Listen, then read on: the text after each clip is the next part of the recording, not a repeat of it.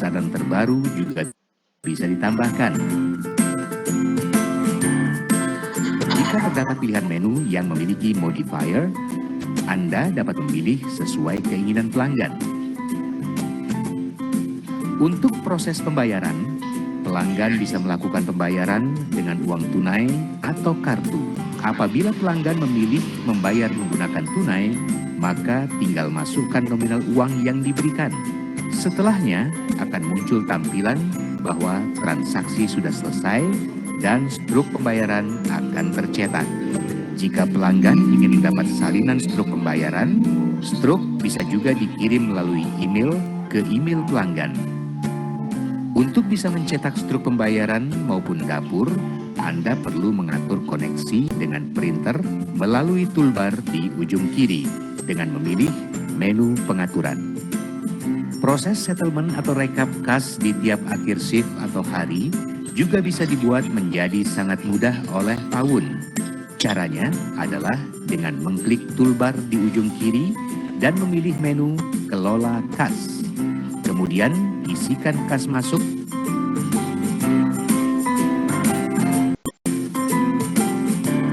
dan kas keluar pada hari tersebut.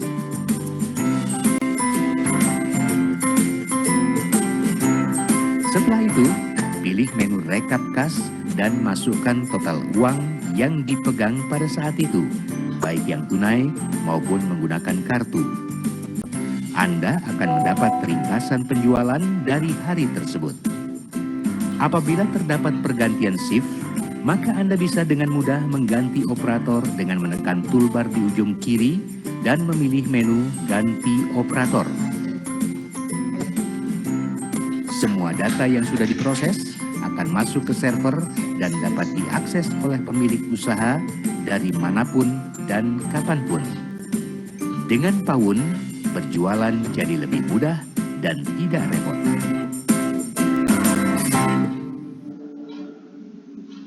Ya, tadi bisa didengar dengan jelas ya? Ya.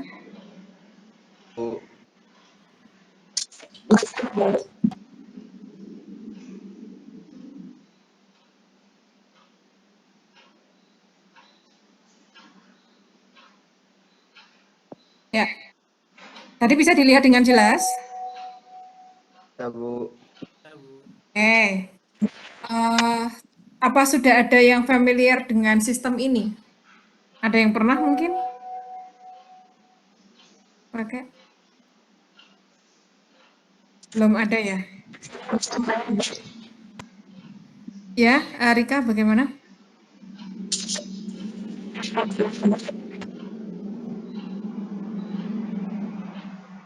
Gimana, Rika? Suaranya putus-putus, nanti bisa ditulis di chat kalau memang sudah kalau memang ada kendala dengan sinyal. Oke, jadi ini tadi dengan sistem yang seperti ini kan sudah pakai aplikasi ya, lebih yang modern gitu ya, sehingga ini memudahkan. Kalau dulu harus dicatetin gitu ya, sekarang kan nggak perlu, bisa pakai dari sini, sudah jelas penjualannya akan seperti apa gitu ya. Makanya kan kadang-kadang kalau kita ke misalnya ke toko atau kita ke restoran ya, kadang-kadang kalau lupa kasirnya lupa memberikan struk, nanti kita bisa dapat gratis dan seterusnya ya. Sebenarnya itu adalah usaha supaya kasir pasti input di situ. Kalau enggak nanti kasirnya yang akan dapat kena dan dipotong dari gajinya kasirnya. Berapa yang saya tahu seperti itu sistemnya untuk menjamin bahwa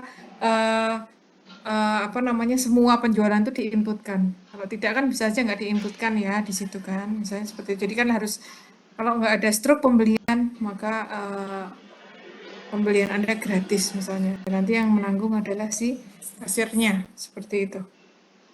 Ya, itu salah satu sistem yang dipakai. Yang jelas, kalau dari sisi ownernya juga tahu ya posisinya real time, bisa diakses kapan saja, di mana saja, penjualannya seperti apa, terus hari ini keluar masuk uangnya seperti apa, terus ada lagi nih satu lagi fitur yang dia juga bisa melihat nanti stok barang yang masuk dan keluar. Ya, seperti itu. Saya akan tunjukkan.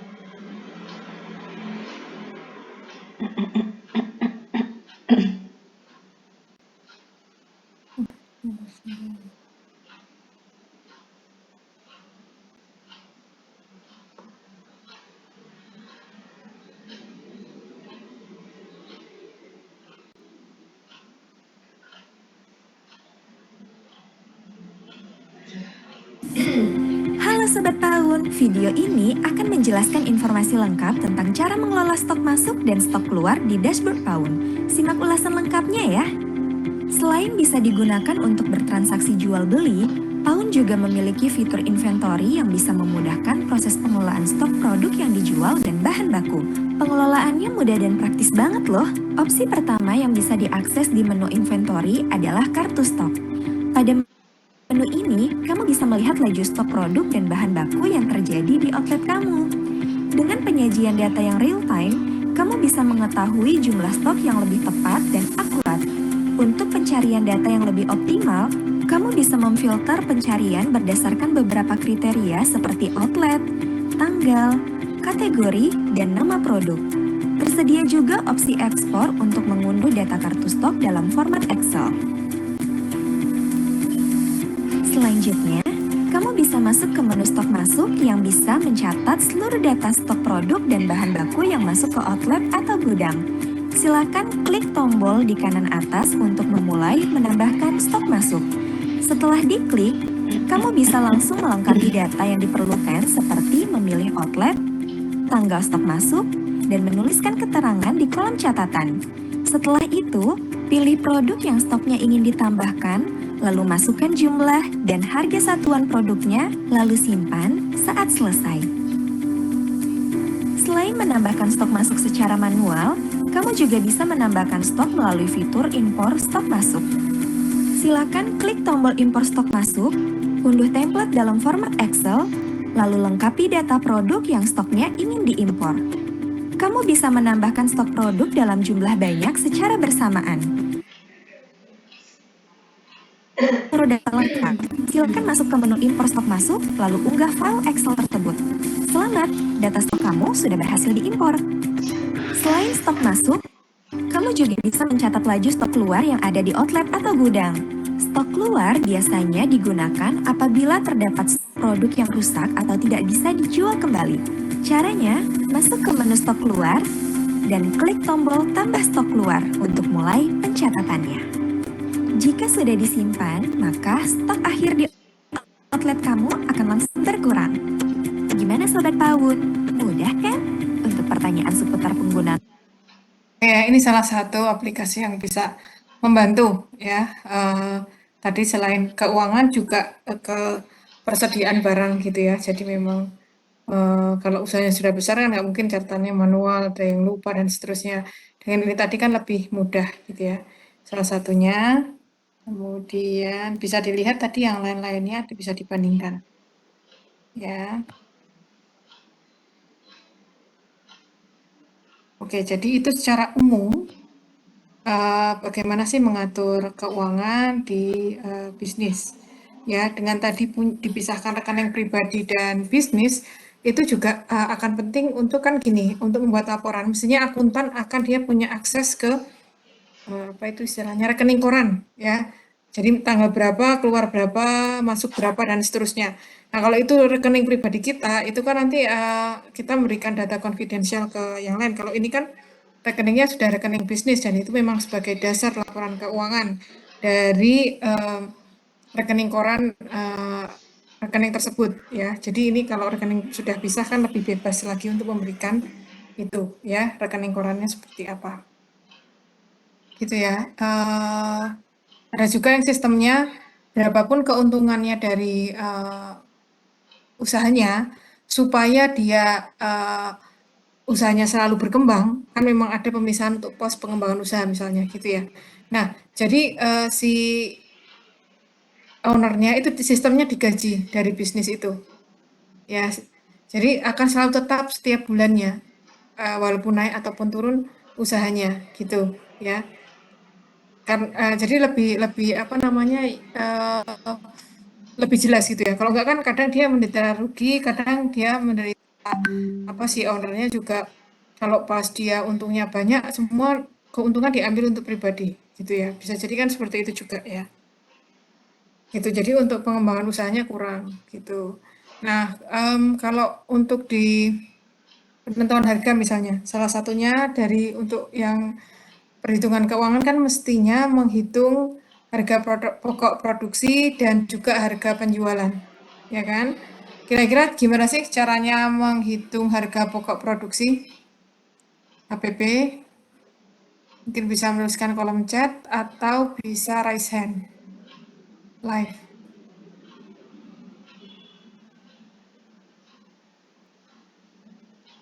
Gimana menghitung? Nanti misalnya mau ini nih mau usaha bikin kafe, kafenya menunya western misalnya spaghetti, pizza gitu ya. Eh, terus cara menentukan harga jualnya gimana? izin jawab Bu. Ya silahkan Muhammad Kalau Afif. tahu saya tuh HPP itu diambil dari apa? Pembelian bahan-bahannya itu ditambah persediaan awal kalau masih ada, terus dikurang persediaan akhir sih Bu. Oh ya, terima kasih Muhammad Afif. Persediaan awal dan akhir itu maksudnya seperti apa?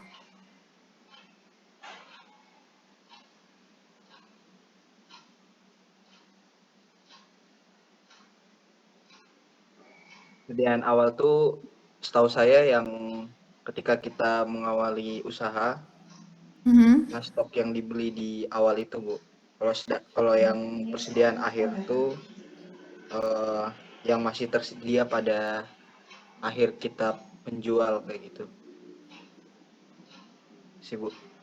Oh gitu ya, oke. Oke, terima kasih. Ini salah satu metode yang Muhammad Afif menyampaikan. Mungkin harga pokok produksi itu dari harga bahan ditambah dengan produk akhir dikurangi produk awal, begitu. Ya,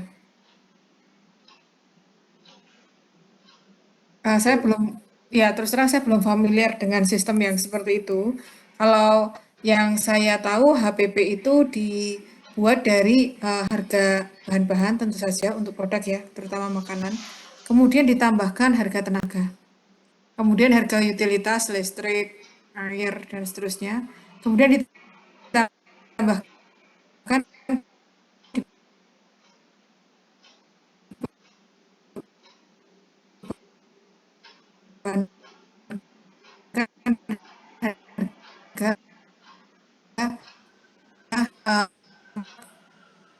begitu.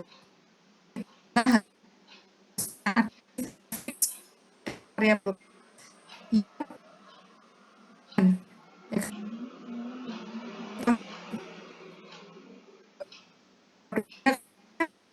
Bahan yang flat ya. Jadi ini adalah fixed cost, kemudian sewa dan juga eh, sewa tenaga kerja itu saya buat fixed cost. Nah, ini untuk menentukan harga pokok produksi ya. Nah, kalau dilihat lagi di harga jual itu ada dua orang cara menentukan harga jual ya. Yang pertama itu adalah by value. Kalau by value itu adalah dia memang berdasarkan yang bisa dilakukan adalah survei.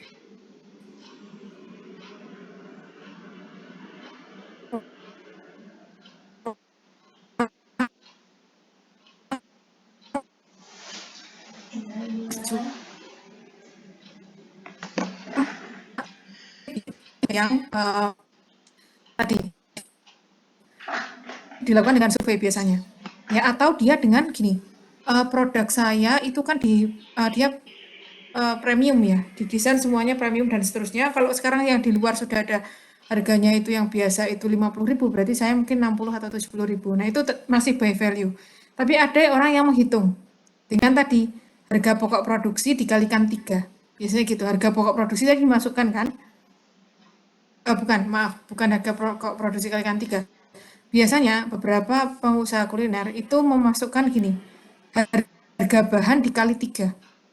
Jadi kalau harga bahannya untuk misalnya saya bikin pizza itu saya habisnya tepung dan seterusnya itu sekitar katakanlah 25.000. Maka saya nanti menjualnya 75.000. Dengan rincian 25.000 bahan, 25.000 adalah apa namanya? Tadi yang fixed cost seperti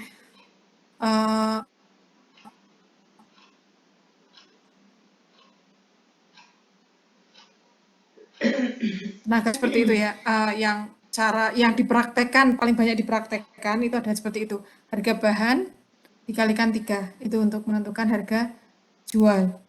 Nah, ada yang dia nggak menghitung berapa harganya, nggak ngitungin ini habisnya berapa, ini habisnya berapa, tapi dia langsung hitung yang by value. Dengan yang by value ya tadi yang saya sampaikan, dia survei aja dengan yang sejenis itu sekian, berarti kan kalau mereka menjual itu masuk ya saya masuk.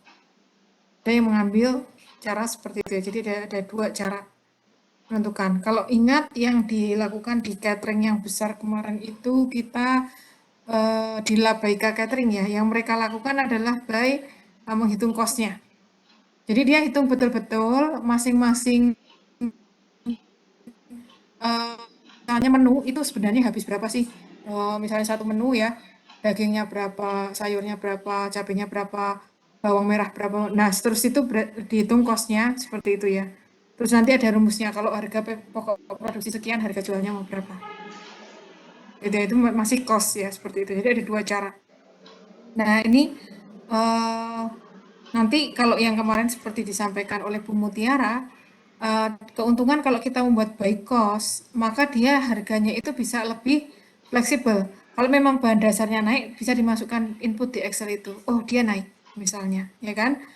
Dia naik di ini, jadi langsung ketemu harga yang baru harusnya sekian. Nah, mungkin nggak dinaikkan. Kalau misalnya tidak mungkin dinaikkan, apa yang bisa dilakukan? Kalau tidak mungkin mengurangi kualitas, mungkin bundling. Harganya yang di sini apa namanya tetap, saya buat tetap. Tapi kalau pesan menu A harus ada menu B, di mana menu B ini harga yang cukup longgar, harga yang dia untungnya cukup banyak, jadi bisa menutupi dari untung yang sedikit banget dengan yang karena kenaikan harga. Itu bisa caranya seperti itu. Oke, apakah penentuan harga sudah jelas atau ada yang ingin ditanyakan?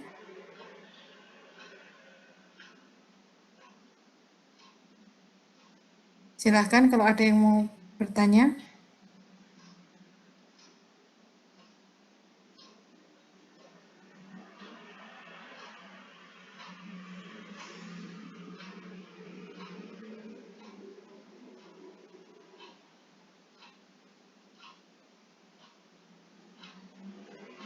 Ada yang ingin bertanya?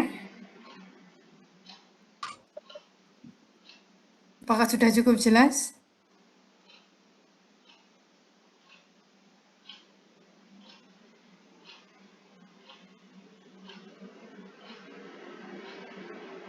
Halo, sudah cukup jelas ya?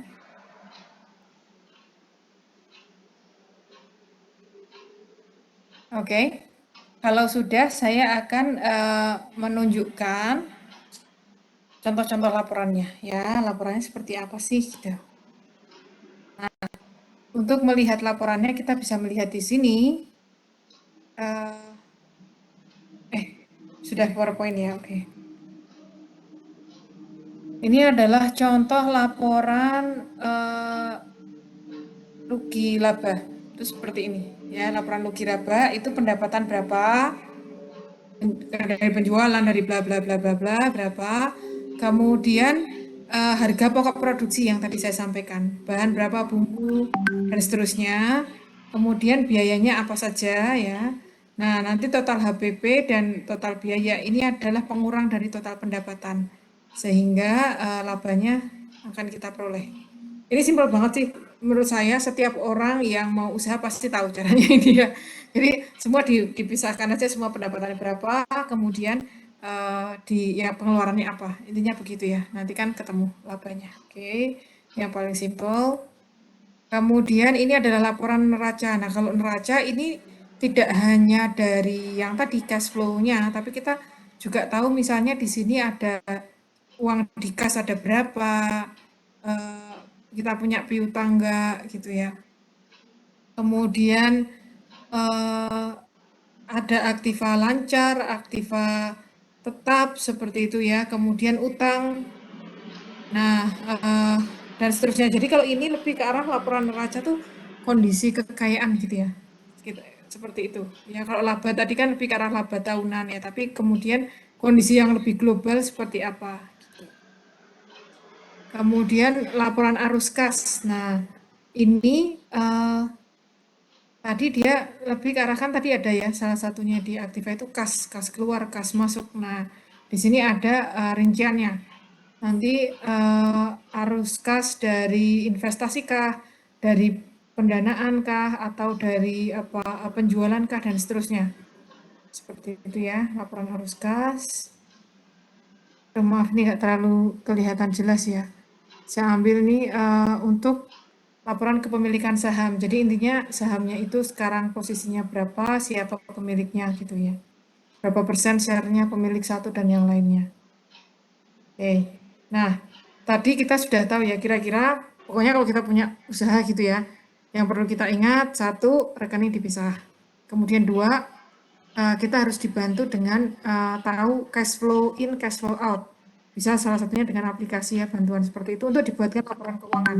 Untuk membuat laporan keuangan, masuk mana ini, masuk aktiva lancar, aktiva ini itu diberikan ke akuntan, kan gitu ya. Nanti mereka akan membuat kondisi kesehatannya kita gimana, kesehatan neraca keuangannya, cash flow out, cash flow in, out, kemudian laba, laporan laba ruginya dan seterusnya gitu ya. Nah, kalau ini sudah bisa di situ, sudah tahu kondisinya seperti apa, maka yang bisa dilakukan kedua adalah kalau misalnya ya kita ingin mengembangkan usaha, ya yang dilakukan pasti oleh pemilik itu adalah investasi kan itu. Tetapi kan apakah kita selalu dengan adanya investasi itu kita akan ambil gitu ya? Kita harus melakukan analisis resiko seperti itu ya. Kira-kira nanti akan keuntungannya akan seperti apa gitu ya. Nah, kira-kira ada yang tahu gimana sih caranya untuk menganalisis evaluasi investasi? Itu bisa dengan apa saja.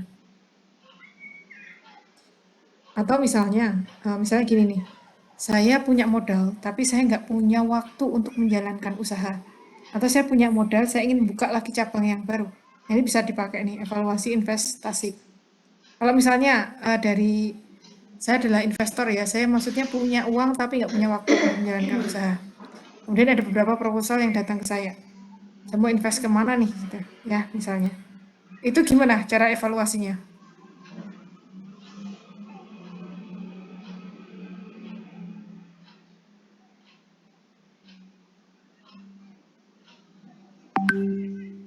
Bahkan bisa menulis di kolom chat.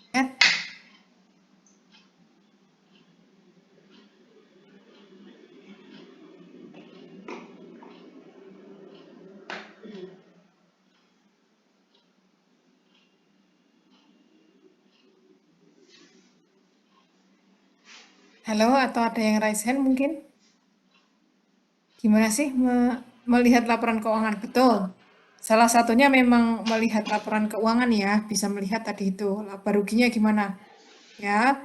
Terus neracanya seperti apa? Kekayaan dalam jangka panjang kan? Bisa itu salah satunya. Kalau kita mau menghitung, ya kan? Mungkin labanya kelihatannya untung ya.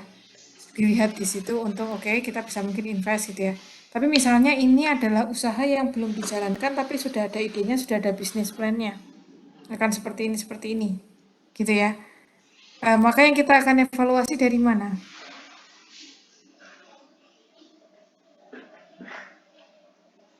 Atau kita pilih yang satu dan yang lainnya, itu seperti apa kalau kita membandingkan? Betul, melakukan analisis kelayakan. Ya, itu apa caranya? Gimana metodenya?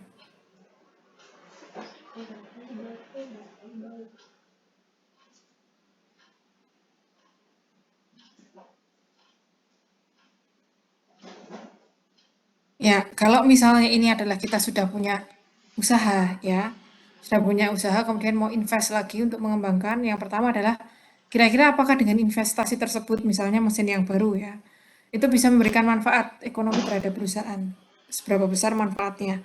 Kemudian apakah investasi tersebut itu sudah merupakan pilihan yang paling optimal dari berbagai kemungkinan yang ada. Nah, untuk menjawab maka dilakukan kita akan melihat ya analisis evaluasi investasi ya. Nah,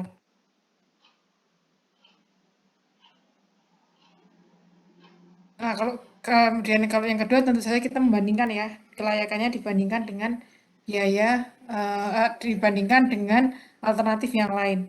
Nah, yang perlu kita perhatikan ketika mau mengevaluasi maka kita akan melihat biaya operation, biaya perawatan, terus biaya lain-lain gitu ya untuk melihat ya. Nah, ini ada 5 metode yang digunakan.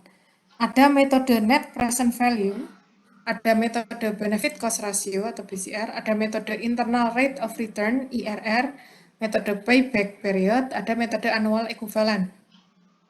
Oke. Sudah pernah mendapatkan ini materi ini?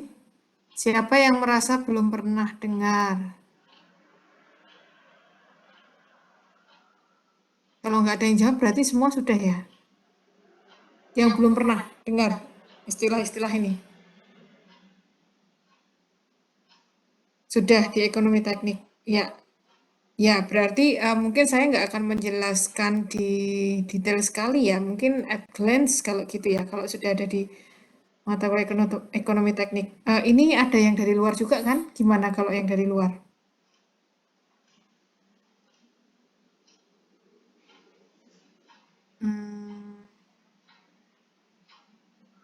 Oke, ini tidak merespon ya. Ya, nanti saya akan tetap jelaskan ya. Ada yang belum ya. Oke, ya ada yang sudah, ada yang belum ya. Nanti kalau yang sudah seperti mengulang, kemudian refreshment, kemudian yang belum ya untuk mendapatkan informasi yang baru begitu ya. Nah, jadi memang nanti kalau memang ada tawaran, oh kita mau beli alat dengan alat ini, itu akan lebih cepat misalnya, ya produksinya. Biayanya sekian, umur alatnya sekian tahun, gitu-gitu ya. Nah itu kita harus evaluasi ya dengan cara bisa pakai 5 metode ini.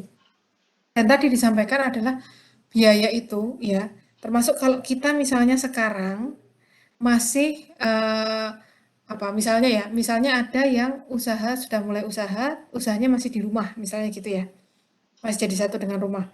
Nah itu harusnya untuk menggunakan alat-alat yang di rumah, tempat yang di rumah itu harusnya ya, kalau mau lebih clear lagi kita untungnya berapa, menghitungnya lebih detail, itu harusnya itu dimasukkan sewa, gitu ya.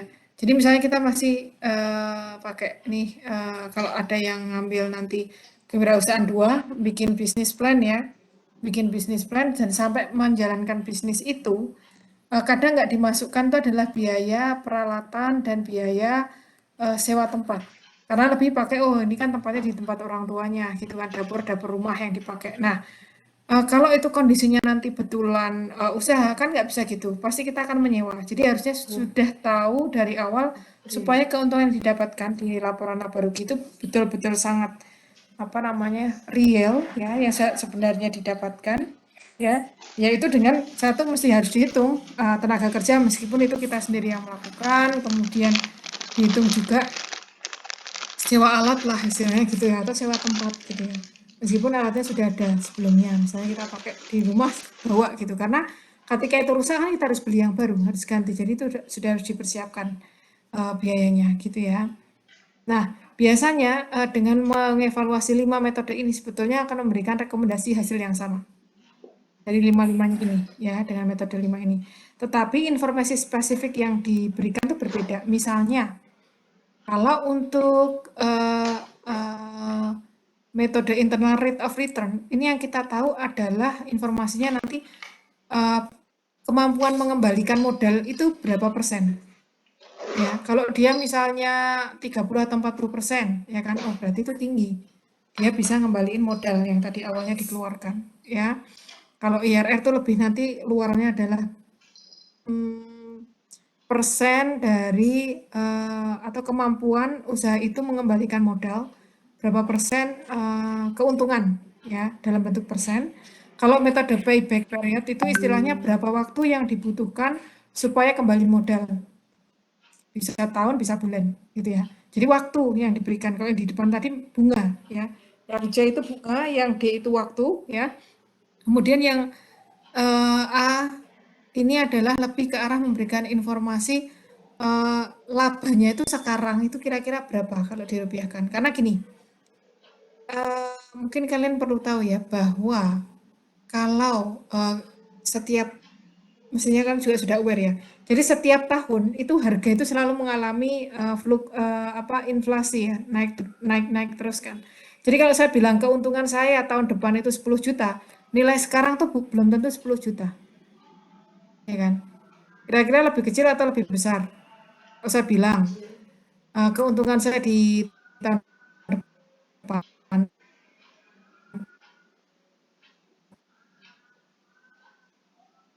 itu diperkirakan akan sama atau malah lebih dari 10 juta. Kalau saya geret ke tahun ini. Kan ini net present value. Kan? Gimana kira-kira?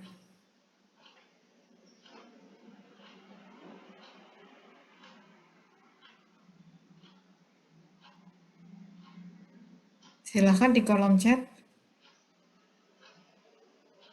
Kalau besok itu 10 juta, nilai sekarang itu lebih, betul ya. Karena kan mengalami, iya, betul. Karena kan setiap tahun nilai itu kan mengalami pengurangan terus. Misalnya, dulu itu adalah 1 gram emas tahun 2001 itu 100.000, ya. Sekarang untuk mendapatkan barang yang sama kita harus mengeluarkan uang tuh 1 juta. Berarti kan uang tuh nilainya semakin turun, ya kan? Kalau 100.000 dulu cukup, sekarang nggak cukup. Dia setaranya, equalnya itu dengan 1 juta kalau sekarang, ya kan? Jadi kalau saya ngitung di sini ya, kalau kayak gini kan misalnya kita mau beli alat nih, beli alat nanti tahun depan itu dengan adanya alat ini kita akan menghemat 10 juta tahun depan, ya kan? Tahun depannya lagi kita melakukan penghematan 20 juta dan seterusnya. Maka sebetulnya nilai 10 juta dan 20 juta itu nggak bisa kita tambahkan aja gitu. Jadi kalau saya ngeluarin sekarang 100 juta untuk nanti 10 juta dan 20 juta dan seterusnya, itu kan sebetulnya 100 juta sekarang itu lebih banyak daripada besok-besok, ya kan? Uang saya keluarkan sekarang 100 juta itu lebih banyak. Jadi nggak bisa cuma 100 juta kalau mau ngecek ya berapa tahun balik modal kan nggak bisa. 100 juta dibagi dengan hanya 10 juta, 20 jutanya tadi nilainya udah beda-beda sebenarnya. Nanti di tahun-tahun selanjutnya. Net present value itu melihat istilahnya laba rugi ya, pemasukan dikurangi pengeluaran, tetapi nilainya sudah dikonversi dengan adanya perubahan nilai uang tadi dari tahun ke tahun. Itu ya. Sampai di sini gimana? Ada yang ingin ditanyakan sebelum saya lanjutkan lebih detail di masing-masing?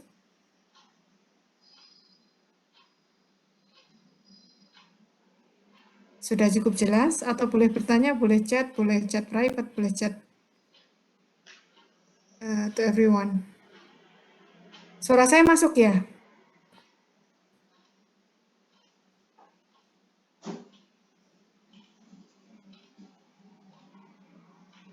Bu.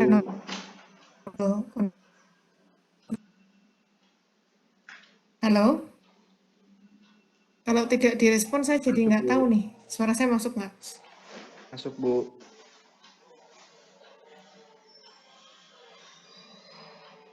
Halo?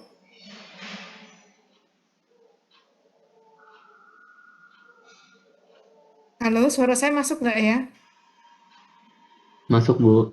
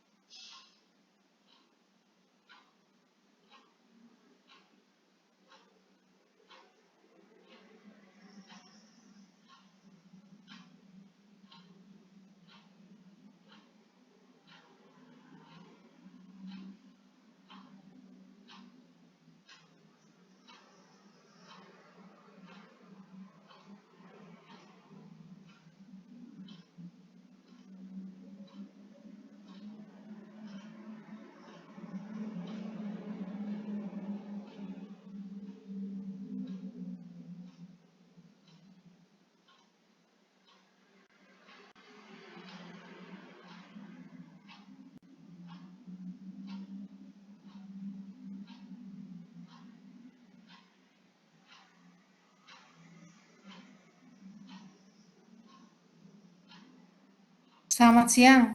Tadi saya sampai di mana ya yang kalian terakhir dengar?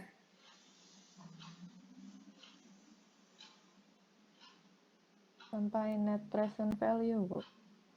Net present value. Itu yang terakhir kali kalian dengar. Maaf, ini kok saya juga nggak tahu kalau ada koneksi. Karena di video saya masih gerak-gerak, jadi saya kira nggak ada koneksi, tapi saya tanya nggak ada feedback sama sekali. Wah, kalau sekarang suara saya sudah jelas? Jelas, Bu.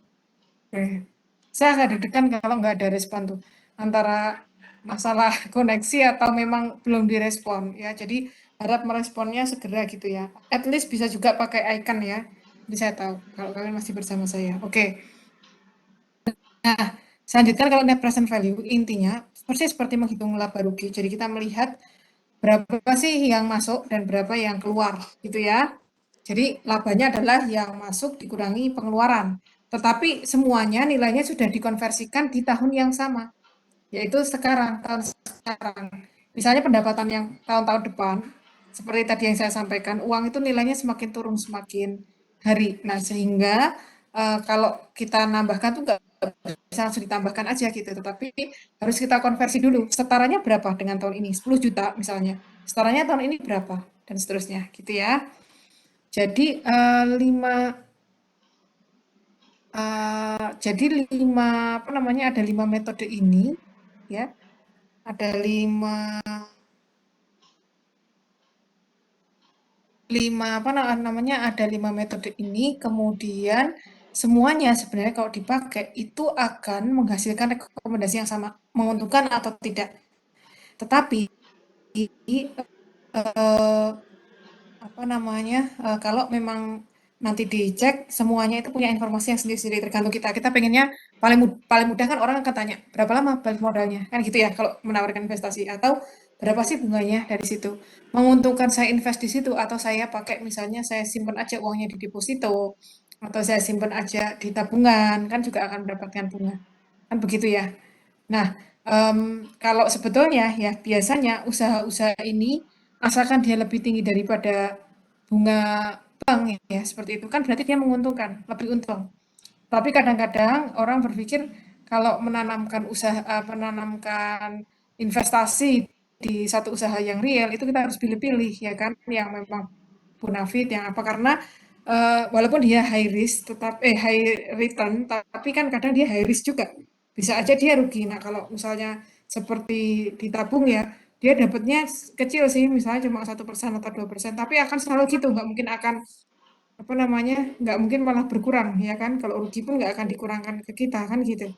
Tapi kalau yang seperti ini kan invest gitu kan bisa untung bisa rugi gitu ya, seperti itu. Oke, nah masuk ke satu-satu sekarang di NPV. Nah intinya di NPV adalah menghitung nilai bersih atau neto ya, pengeluaran dikurangi masukan dikurangi pengeluaran, tapi waktunya jadi satu sekarang. Makanya namanya present. Net itu kan keuntungannya present value, nilai netnya sekarang semuanya. Nah, jadi kita akan cara menghitungnya paling gampang adalah ya berapa sih benefitnya dikurangi dengan cost-nya kan gitu. Ya, jadi PWB dikurangi PWJ, intinya gitu. PWB itu adalah berapa benefitnya yang masuk semuanya dikurangi dengan cost semuanya. Nah, ini kok jadi kacau ya kalau saya ganti template-nya. Intinya kalau NPV itu lebih dari 0 berarti menguntungkan karena kan netnya positif kan, berarti kan benefitnya lebih besar daripada cost-nya kan gitu. Kalau kurang ya otomatis tidak menguntungkan. Kalau sama itu tidak layak, ya ngapain gitu kan. Usaha nggak usaha sama, ya ngapain harus invest kan gitu ya. Ini contohnya ya. Misalnya seseorang membuka usaha baru, investasinya adalah 100 juta rupiah. Nah, dari hasil penjualan produk diperkirakan nanti pada tahun pertama itu akan masuk 25, tahun kedua 40, tahun ketiga 50, tahun keempat 30, dan tahun kelima 10. Nanti setelah 5 tahun, nilai barang-barangnya ya, misalnya peralatannya dan segala macam, kalau dijual itu di sini oh sebentar, ini di sini nggak pakai nilai sisa ya. Oh nggak ada nilai sisa. Jadi kalau investasinya umurnya cuma 5 tahun, ya. Kemudian suku bunganya itu adalah 6%. Suku bunga ini kan berarti otomatis kenaikan harganya itu karena adalah penurunan harganya setiap tahunnya adalah 6%. Setiap tahun uang-uangnya itu adalah berkurang 6%. Maka kita hitung. Nah, ini ya. Sekarang ini tahun ini itu berkurang 100 juta karena invest ya kan. Kemudian nanti tahun pertama 25, tahun kedua 40 dan seterusnya kalau dibuatkan seperti ini. Nah, present value kita hitung 25 juta, 40 juta, 50 juta. Ini sebenarnya present value kalau kita tarik semua di tahun ini itu berapa? Rumusnya adalah seperti ini. Ya, present value nilai kalau ditarik semuanya ke sekarang atau tahun ke 0, maka harganya ini adalah C-nya atau value-nya kalau di sini tahun pertama berarti 25 juta ya.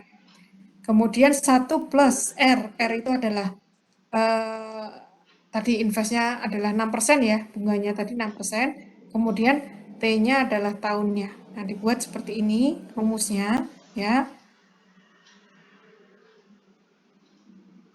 Nah, maka kalau katakanlah tahun pertama nanti 25 juta itu sebetulnya nilai sekarangnya itu adalah berapa? Tadi sudah disampaikan ya, kan berarti 1 dibagi 0,6. Berarti kan lebih kecil sekarang tahun ini adalah 23.584. Ya, seperti itu. Setaranya sekarang itu adalah 23 juta. Oh maaf, tadi berarti terbalik ya yang tadi itu, yang saya sampaikan kalau 10 juta sekarang, kalau 10 juta sekarang, besoknya pasti lebih besar dari 10 juta tahun pertama itu, betul ya. Nah, kalau besoknya 25 juta, ya kan, besoknya tahun pertama itu 20 juta, nilai sekarang kan nggak sampai sekian, karena nilainya kan semakin tadi ini. Misalnya dulu emas itu 100.000, sekarang sudah jadi 1 juta. Jadi tahun ini 23 juta, 5 itu setara nanti setahun lagi sudah setara dengan nilai 25 juta. Mengalami kenaikan ya. Harga itu mengalami kenaikan karena nilai uang semakin turun gitu ya. Semoga tidak membingungkan.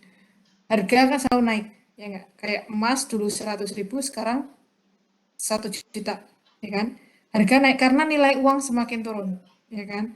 Jadi nilainya semakin turun, 1/10-nya, ya, gitu. Nah, nanti dibuat dulu seperti ini. Jadi dibuat tadi dengan rumus yang tadi diskon rate, makanya namanya diskon rate. Jadi karena uangnya kan selalu mengalami diskon ya, penurunan.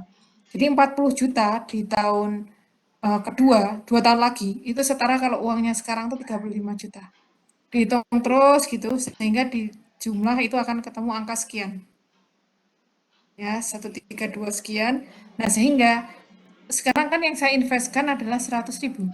Maka dikurangi. Netnya menjadi 32. Karena ini positif, maka investasinya direkomendasikan. Gitu ya. Oke, di perhitungan ini mungkin ada yang ingin bertanya.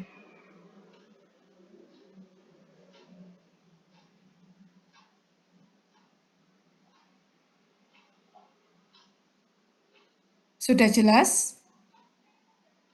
Mau diulang? Bagian mana yang diulang? Sudah jelas ya. Jadi intinya harga akan selalu naik karena uang itu nilainya semakin turun. Jadi misalnya tahun depan itu 25 juta, tahun sekarang itu masih kurang dari itu. Gitu ya. Tadi pakai diskon rate-nya adalah tergantung suku bunganya tadi. Kalau 6% ya berarti tadi ya sudah ada perhitungannya. Oke, seperti itu. Ini kalau NPV. Jadi intinya gini. Kalau enggak kan gini ya. Mungkin orang kalau misalnya tidak menghitungkan diskon rate kan gini. Oke, saya invest 100 juta tahun ini. Kemudian nanti dijumlah aja nih semuanya. 25, 40, 65, 50, 30, 10, 100 gitu ya. Misalnya gini. Saya akan jumlah aja, jadi nanti 100, ini benefitnya sekian, dikurangi invest saya yang saya keluarkan 100 juta, dikurangi gitu aja. Nah ini nggak bisa. Karena setiap tahunnya uang itu mengalami penurunan nilai itu tadi. Sehingga ini harus dihitung per tahun-tahunnya ini setara dengan berapa sih, semua digeret ke tahun yang sama, yaitu tahun ini. Maka tadi pakai rumus yang tadi, C dibagi 1 plus bunganya gitu. Gitu ya. Terus ada fungsi dari tahun, berapa tahunnya. Nah ini untuk menunjukkan bahwa ini loh, apa namanya, uang itu setaranya kalau sekarang tuh berapa, nah itu baru dikurangi. Nggak bisa juga misalnya gini, ini dijumlah dulu, ya kan, 65 ditambah 50, 115, 145, 245. Oh 245 juta, udah itu setaranya tahun sekarang itu berapa. Karena kan kita tahu, oh itu tahun ke-6 gitu kan, setaranya nanti tahun kelima maaf, tahun kelima itu setaranya tahun ini berapa digeret gitu. Itu nggak bisa karena setiap tahun yang kita dapatkan ini kan dapatnya bukan di tahun ke-6 terakhir, tapi kita per tahun dapatnya. Jadi kan harusnya tahun ini disetarakan, tahun kedua disetarakan, tahun ketiga disetarakan, baru dijumlah. Paham nggak kira-kira yang saya maksudkan? Paham, Bu. Paham, Ibu. Paham ya?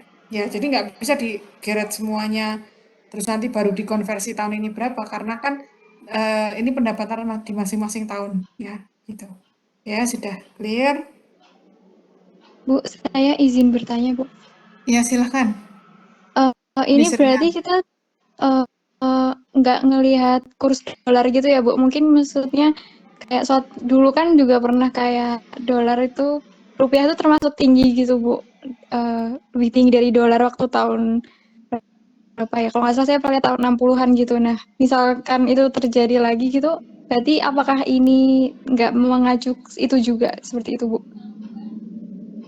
Jadi sebenarnya ya, itu kan istilahnya gini, kita ketemu investasi bunga 6% tadi loh. Penentuan 6% itu sudah mempertimbangkan banyak hal. Salah satunya ya inflasi, kemudian pengaruh dolar dan seterusnya. Apalagi kalau banyak yang terpengaruh oleh dolar. Jadi banyak banget bahan baku yang dari dolar. Nah, itu baru di situ. Masuknya di pengaruhnya, masuknya di penentuan 6%-nya. Maksudnya itu nggak langsung gitu, nggak langsung kalau dolarnya sekian, maka otomatis nilainya rupiah sekian, itu enggak. Mempengaruhinya dia masuk di dalam komponen, salah satu di komponen yang tadi, penentuan bunga kok 6%, nah seperti itu ya. Gitu nih Serina, apa bisa dipahami? Oh ya paham Bu, berarti mempengaruhinya ke bunga gitu ya Bu, nggak langsung ke kursnya Ke gitu. bunga, nggak langsung. Iya, iya, iya. Ke Iya bunga Bu, paham. atau Terima selain kasih ke Bu. bunga, ya sama-sama. Kalau nggak ke bunga, dia akan mempengaruhi ke eh, yang paling jelas ya, kan tadi kan investasi 100 gitu kan. Nah, ya dia mempengaruhi di nilai awal yang investasi itu, karena misalnya kursnya naik, kemudian kita bahannya semuanya adalah impor, otomatis kan harganya naik semua, berarti investasi 100 juta jadi nggak cukup. Nah, jadi investasinya kalau mempengaruhi langsung kayak gitu. Mempengaruhinya berarti ini nggak 100 juta, mungkin investasinya butuhnya 120 juta karena ada kenaikan bahan-bahan dan seterusnya. Jadi naiknya di situ ya. Masuknya di situ. Gitu nih Serina. Kalau pendapatan Baik kan Bu. tergantung, iya kalau pendapatan kan tergantung kita jualnya berapa, ya kan? Tahun depan saya jual berapa kan gitu. Ya, jadi dia bisa mempengaruhi yang di ini investasi awal tuh bisa terpengaruh. Ya baik Bu, Oke, terima kasih Bu. oke. Ada lagi yang ingin bertanya? Baik, kalau tidak ada, saya akan lanjutkan di sini. Ya, ini contoh lagi ya, yang lebih complicated. Kalau tadi kan yang sederhana tuh, ya kan? Nah, ini lebih complicated ya. Jadi pengembangan dari yang tadi. Misalnya, seseorang membuka usaha ya, investasinya 120 juta rupiah. Nah, operasionalnya itu 10 juta. Kemudian ada pendapat penjualan itu 30 juta. Oh, tadi kan udah langsung gelondongan 100 juta terus dapatnya nanti, tadi yang disebutkan tadi kan sudah langsung keuntungan ya. Keuntungan di tahun pertama 25, keuntungan di tahun kedua sekian, keuntungan di tahun ketiga gitu kan. Kalau ini kan kita harus ngitung sendiri keuntungannya. Karena apa? Karena di sini disebutkan bahwa biaya operasional setiap tahun itu 10 juta. Kemudian pemasukan setiap tahun itu adalah 30 juta. Ya kan? Tapi tahun-tahun ini kan juga ada inflasinya, sehingga kita perlu versi nilainya, ya kan? Nah, kalau umur investasi itu 8 tahun, nilai sisa setelah 8 tahun, kalau tadi misalnya alat-alatnya kita jual itu ada 50 juta misalnya kita dapatkan, dan kemudian ada perawatan yang berat ya, di tahun kelima sekian juta, maka kita harus ngitung kelayakan ekonominya ya. Kalau misalnya bunganya 12%, katakanlah seperti itu. Ya, kita pahami dulu istilah-istilahnya. Investasi itu jelas ya, simbolnya I, kemudian dia tadi berapa? 120 juta ya. Overhaul di tahun kelima itu ada 15 juta. Annual benefit yang setiap tahunnya adalah 30 juta. Umur investasi 8 tahun. Annual cost biayanya adalah 10 juta. Kemudian suku bunga ini ada 12% dan nilai sisa 50 juta atau S ya. Maka ada beberapa hal di sini yang harus selalu kita konversi, ya kan? 15 juta itu kalau jadi sekarang itu berapa? Kan gitu, ya kan? Pendapatan setiap tahun tuh kalau 30 juta, itu kalau ditarik ke tahun sekarang itu berapa setaranya? Kemudian biaya yang 10 juta per tahun. Ini kan mestinya beda-beda ya. Tahun pertama, kedua sampai ke-8 tuh kan angkanya harusnya beda-beda kan 10 juta ini. Ya kan? Mungkin di tahun kedua dia 10 juta ini kalau kita tarik ke tahun pertama, kalau kita tarik sekarang mungkin dia katakanlah 10 juta itu jadi sekitar 9 juta misalnya. Kemudian di tahun kedua kan dia bisa setara dengan 8 juta dan seterusnya. Kan semakin kecil gitu kan. Nah, ini kan berarti harus dikonversi nih yang annual benefit sama annual cost. Ya kan? Nilai sisanya juga kita perlu konversi karena ini di tahun ke-8. Gimana? Bisa dipahami di sini?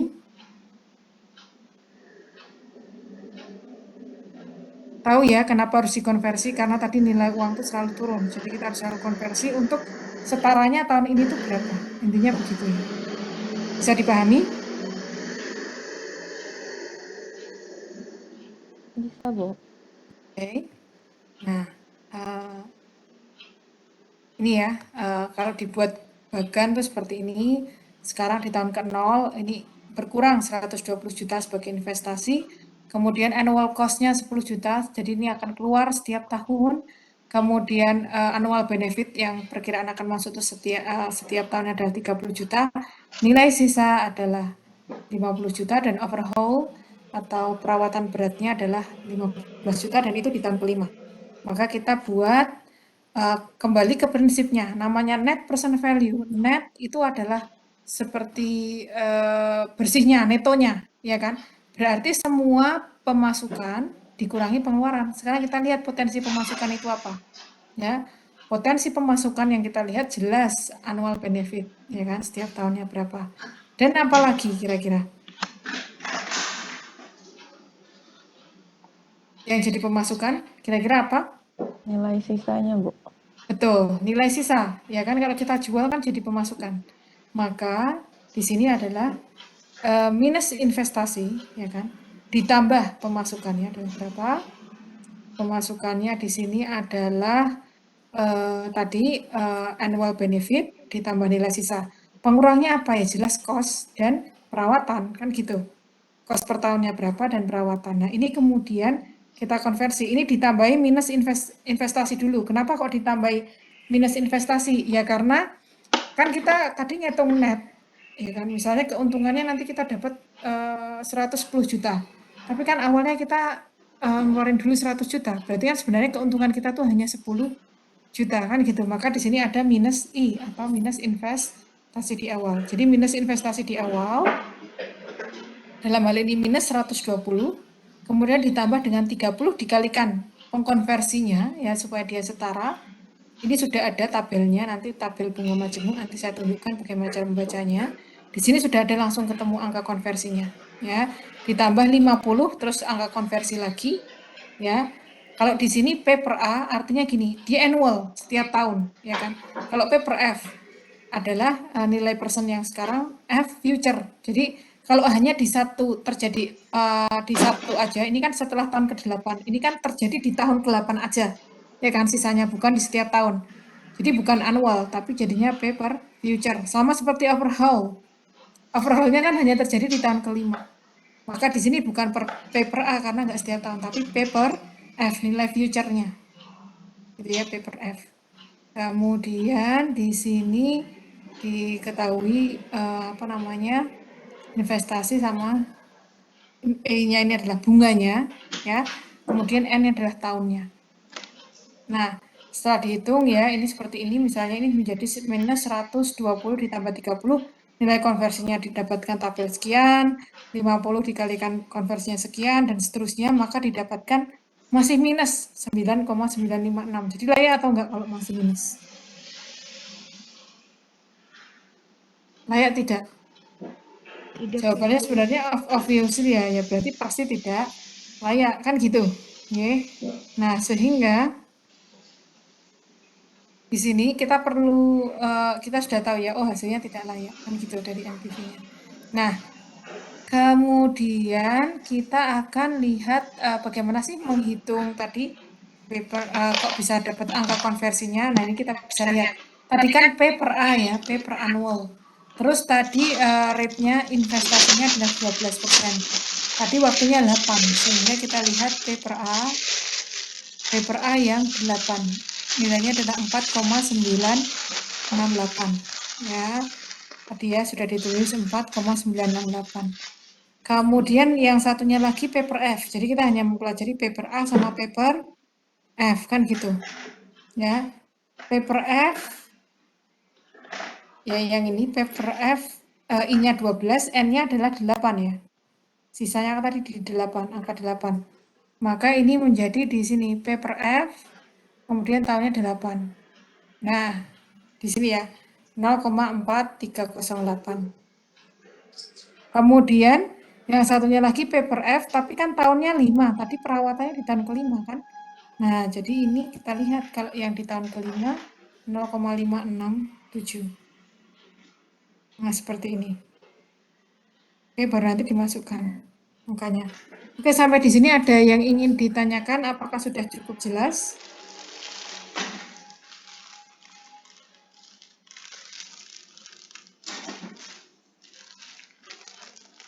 Apakah sudah cukup jelas atau perlu diulang? Sudah, Ibu, sudah cukup jelas. Saya akan melanjutkan. Yang kedua, metode benefit cost ratio. Prinsipnya sama tadi itu, ya. Apa namanya, sama-sama ada konversi-konversinya itu sama ya, karena kan tahunnya bisa beda-beda. Tetapi kalau tadi itu dikurangi karena neto yang didapatkan, semua yang masuk dikurangi semua yang keluar, net kan seperti itu. Kalau ini ratio, namanya juga benefit to cost ratio, artinya berapa sih keuntungan dibandingkan dengan cost-nya gitu ya. Nah, jadi tadi dihitung, kalau tadi adalah PWB dikurangi PWC, kalau PCR maka PWB per PWC. Nah, tentunya harusnya lebih banyak yang benefit kan, berarti harusnya yang layak itu yang lebih dari 1. Kalau 1 kan sama aja, berarti yang akan didapatkan keuntungannya dengan biaya yang dikeluarkan sama. Nah, kan berarti nggak layak gitu kan. Kalau dia lebih dari 1 kan berarti angka yang di atas itu semakin besar semakin baik, ya kan. Rasanya sangat tinggi benefitnya dibandingkan dengan cost-nya. Gitu ya kira-kira. Yang B, CR. Nah, ini contohnya ya. Sebuah perusahaan ini mau membeli alat baru, harganya 28 juta. Nah, dengan alat baru, mungkin hemat listrik dan seterusnya, akan ada keuntungan Rp300.000 per tahunnya. Nah, pada tahun ke-5, ini alatnya nanti punya nilai sisa, ya, itu 33 juta. Nah, kalau I-nya, untuk diskon rate-nya tadi ya, penurunan nilai uangnya itu ada 7% per tahun, kira-kira menguntungkan atau enggak? Ya kan, ini kalau BCR berarti kita harus lihat, harusnya nanti totalnya adalah harusnya angkanya lebih dari 1, kan gitu. Nah, kita lihat cost-nya berapa? 28. Benefit-nya 300.000 per tahun, ya kan? Tadi 7% dan apa namanya? Nanti dijual lagi di tahun ke-5 gitu kan. Nah, berarti kan di konversi. Jadi ini kan hanya konversi 300.000 dikalikan cari di tabel tadi, ketemu angka 4,1 ditambah 33 juta dengan paper F di future-nya itu kalau 33 juta itu dikonversi sekarang tuh cuma sekian gitu ya. Nah, dijumlah. Ternyata ini dijumlah cuma 24. Nah, 24 ya. Benefitnya yang didapatkan 24 tapi rasionya 28. Berarti ini kurang dari 1. Berarti dengan beli alat itu nggak menguntungkan. Gitu ya. Oke, sampai di sini ada yang ingin bertanya? Sudah cukup jelas?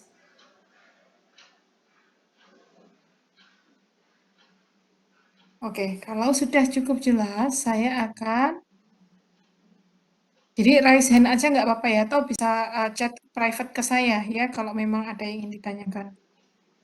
Selanjutnya adalah yang tadi, internal rate of return, jadi suku bunga. Nah, kalau tadi itu kita lihat malah yang diukur itu adalah NPV-nya berapa sih gitu. Nah, kita dapat keuntungannya itu kalau dihitung semua ke tahun itu berapa sih kan gitu.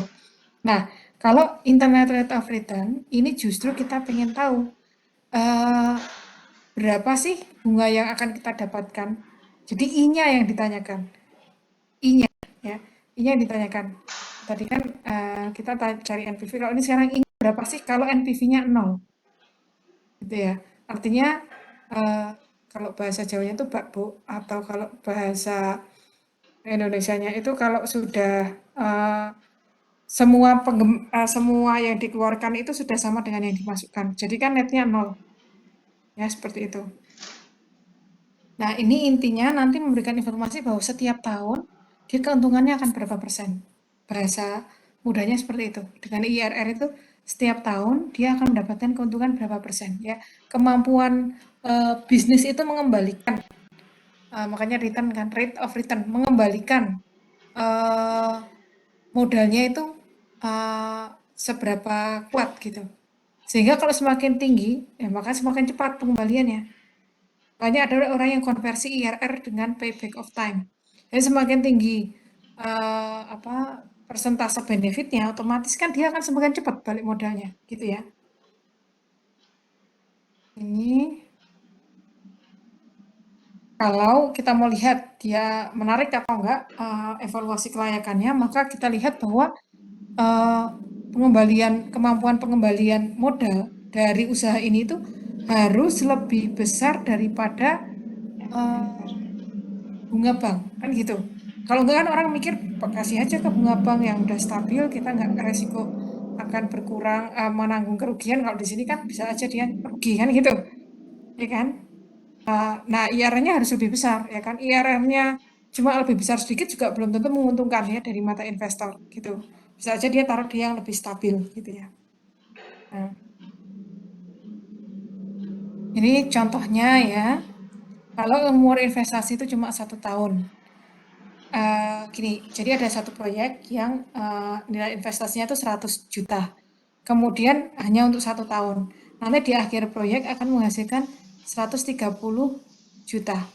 Nah, jika suku bunganya adalah yang sekarang nih tahun ini 8%, jadi pembandingnya 8% ya.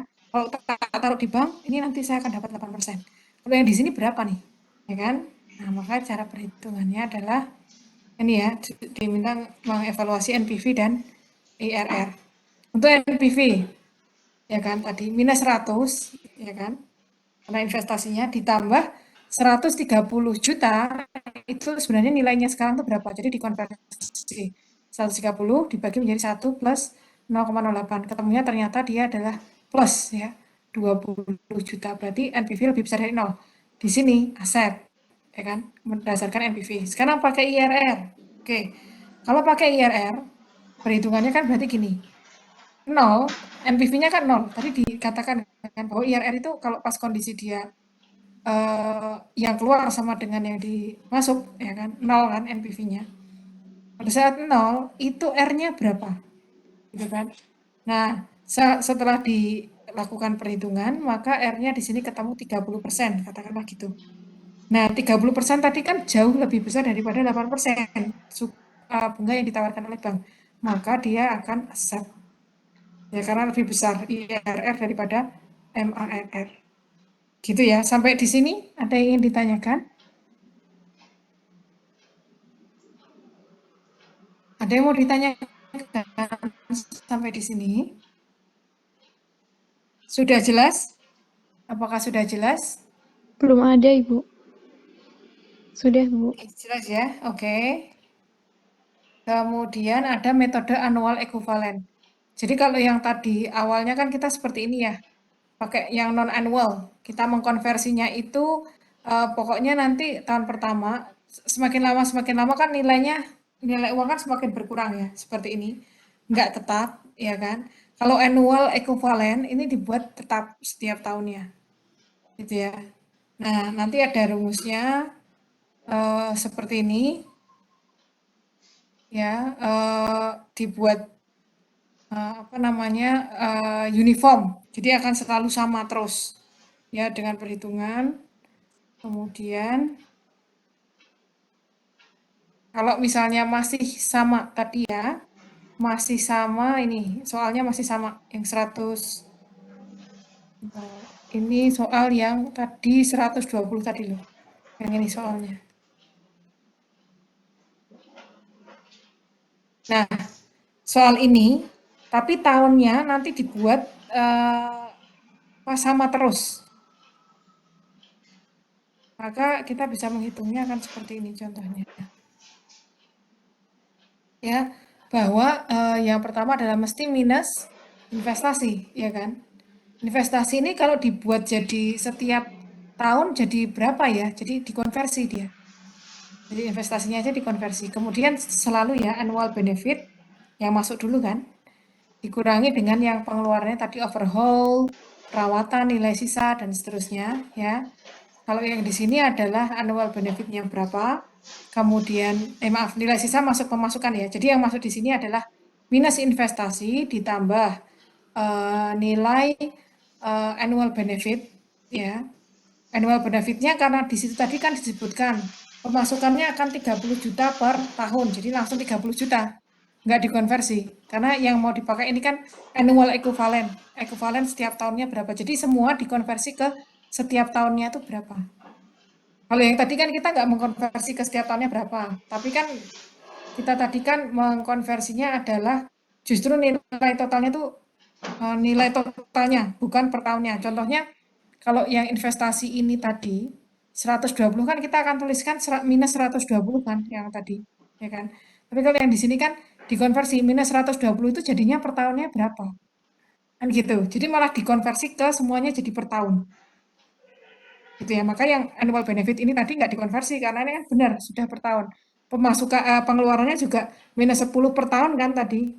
Nah, kalau ini malah nggak dikonversi karena ini memang semua di basisnya itu adalah per tahun, dibuat basis per tahun. Jadi ini kan nggak dikonversi. Yang 30 sama 10. Yang dikonversi yang lain. Seperti ini. A per B, kemudian yang di sini adalah A per F karena ini future ya. Yang di sini juga present per F dan seterusnya. Pakai tabel yang sama, maka akan didapatkan angka sekian. Nah, karena angkanya masih minus, maka dia tidak layak. Seperti itu ya. Kemudian metode payback period. Kalau payback period, intinya adalah tadi, investasi dibagi dengan keuntungan per tahunnya. Itu akan mendapatkan berapa. Misalnya, investasi 120 juta. Biaya operasional sekian, benefitnya 30, umur investasinya 8, asetnya nanti laku terjual 50. Jadi ini pakai soal yang nomor 1 tadi ya, sama.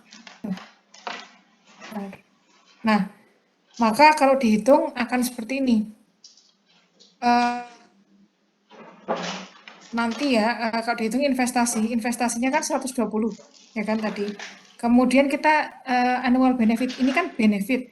Berarti benefit ini didapatkan dari penerimaan, ya, dikurangi dengan cost. Penerimaannya kan diperkirakan 30 juta per tahun, pengeluarannya 10 juta, berarti kan 30 kurangi 10. Jadi 120 dikurangi, dibagi 20. Berarti dia adalah 6 tahun. Nah, 6 tahun, ini kan kalau tadi waktu investasinya 8 tahun, ya kan? Berarti kalau 6 tahun udah balik modal, berarti yang 7 sama 8 ini kan jadi keuntungan kita. Maka ini menjadi layak. Oke, yang ini bisa dipahami? Yang waktu, menghitung waktu?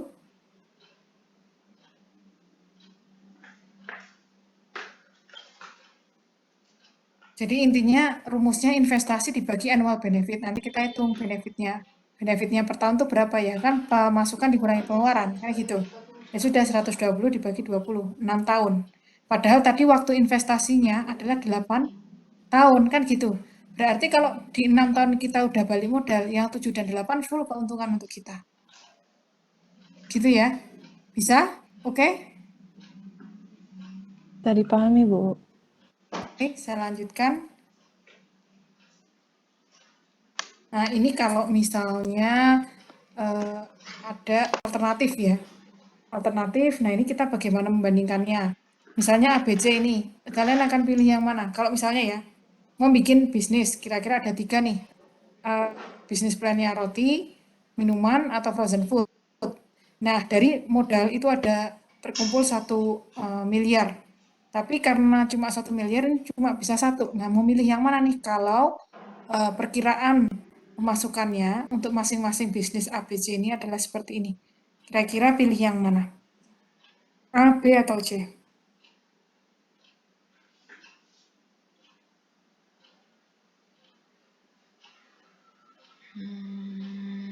C. Bagaimana? A, B, atau yang C? C.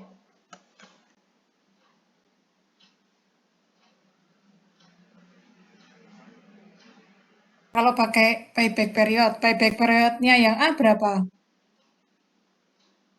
Ya harus hitung dulu dong, Bu.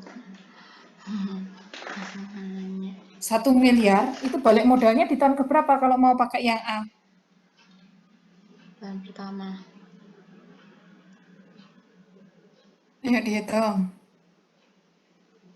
Aku bakar Oni bu, ya Allah, untuk banget astagfirullahaladzim. Halo? Suara saya masuk ya?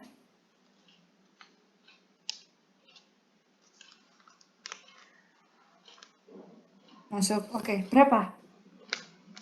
Berapa tahun balik modalnya untuk usaha A?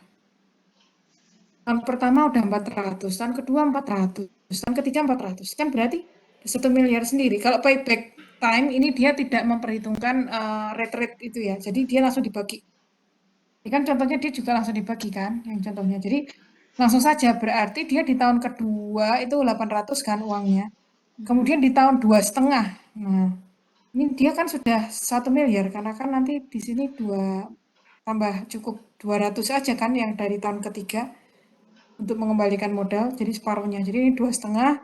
Kemudian yang B adalah bahkan di tahun belum ada 2 tahun dia udah balik modal. Yang di tahun yang ke C berarti dia nanti 3 tahun dia akan balik modal. Nah, kalau suruh milih ya berarti milih yang B. Ini kan sangat sederhana ya kalau yang ini. Begitu materi hari ini ada yang ingin ditanyakan?